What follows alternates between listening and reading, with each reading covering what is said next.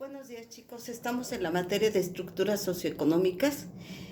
El tema que vamos a abordar básicamente es la estructura socioeconómica de México a partir de 1910 a 1970. Para esto es importante que nosotros recordemos que nuestro país venía de vivir momentos difíciles y demasiado dolorosos. Hubo cambios los cuales fueron solicitados de alguna manera a gritos por el pueblo. Veníamos de una etapa donde el dominio español era caracterizado básicamente por lo que era el racismo y la esclavitud. A partir de este movimiento de independencia, nuestro país recupera la identidad étnica y cultural, la libertad y la nacionalidad del pueblo. Dentro de este periodo, los modos de producción que se dan son el agrícola, que se basaba en lo que eran los ingenios azucareros, y sus derivados como lo que era el alcohol, el aguardiente. A partir de 1850 hubo un incremento en el ámbito industrial, en la explotación de las minas y en los productos, sobre todo derivados de las minas.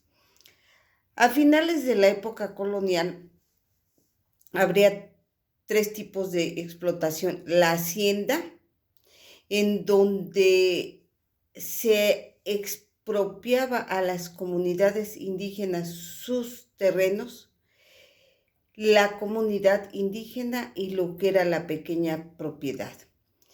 Conforme va pasando el tiempo, se empieza a dar un desarrollo de las clases dominantes, en donde podemos englobar lo que es la burocracia virreinal, quienes se dedicaban además al comercio y a lo que se le denominaba los ultramarinos. La iglesia era una gran corporación y era la más importante dentro de esa época.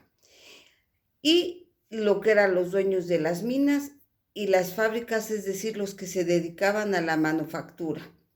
En segundo lugar, estaba integrado por lo que era la clase media, quienes eran los dueños de los medios de producción. Y el tercer lugar era ocupado por el pueblo, los trabajadores, los campesinos, los artesanos, el proletariado. Dentro de estas principales clases sociales, básicamente teníamos lo que eran los peninsulares, es decir, lo que eran los españoles nacidos en España, y ellos ocupaban cargos como virreyes, obispos, altos mandos militares y comendadores. En tanto que los criollos, que era la segunda casta, ellos eran sacerdotes, religiosos, corregidores o soldados. Y después de ahí había las castas que eran los mestizos, y las castas inferiores que estaban integradas por mulatos, por saltapatrás, etc. Y al final encontramos lo que eran lo que eran los esclavos, que prácticamente iba integrado por la gente que venía del continente africano y los asiáticos, principalmente de Filipinas. Previo a este movimiento de independencia, se llevó a cabo una campaña libertadora en la que participaron sobre todo los campesinos, los mestizos, los mulatos y los esclavos, quienes participaron de manera patriótica para poder producir un movimiento bajo la dirección de los criollos, en la que era inminente la participación de la mujer. Dentro de los hechos históricos tenemos que nuestro país básicamente se independizó de España a fines de lo que fue el siglo XVIII.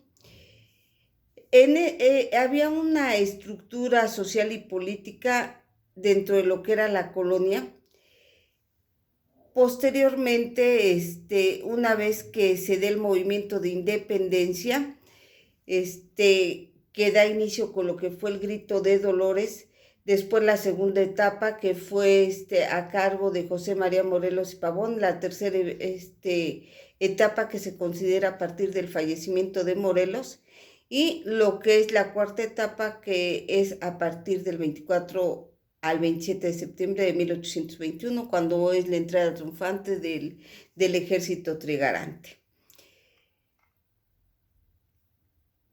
Prácticamente lo que se buscaba es que se diera lo que era la justicia social. Factores que determinaron básicamente el movimiento independencista.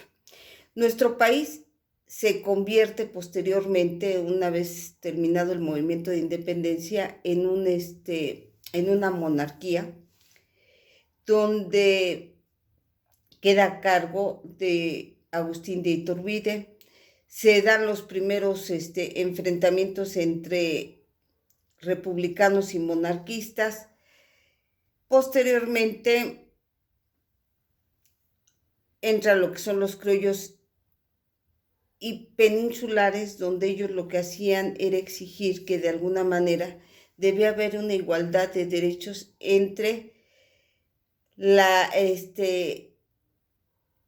gente privilegiada y los peninsulares.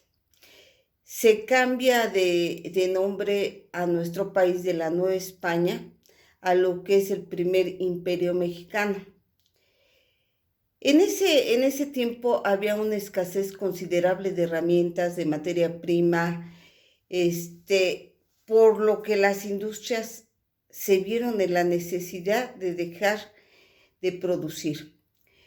México empieza un proceso de endeudamiento, sobre todo con lo que fue Inglaterra, Francia y España, para poder cubrir de alguna manera los gastos urgentes o prioritarios en ese momento.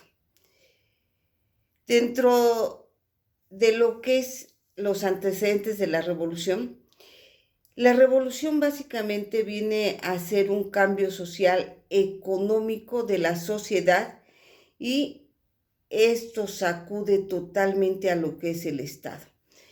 Hay que recordar que para 1910, cuando da inicio lo que es nuestra revolución, venía nuestro país de 30 años de estar en manos de lo que se puede considerar como una dictadura, Porfirio Díaz, donde prácticamente venía con una inercia en cuanto al manejo económico, político y social se puede decir que de la época de la colonia. Nuestra sociedad en ese momento se encontraba pobre. Se considera que el 90% de la población era rural. Los campesinos trabajaban las tierras de la clase alta, quienes eran los poseedores de los grandes latifundios. Junto con los campesinos se encontraban los obreros, que lamentablemente tenían que trabajar hasta 12 horas por unas cantidades mínimas de dinero. Entonces esto es lo que viene a provocar un cambio, un momento de reflexión, pero con el movimiento de la revolución viene un cambio en la estructura económica, política y social, los cuales vamos a ver ya en nuestra siguiente clase. Que tengan excelente día.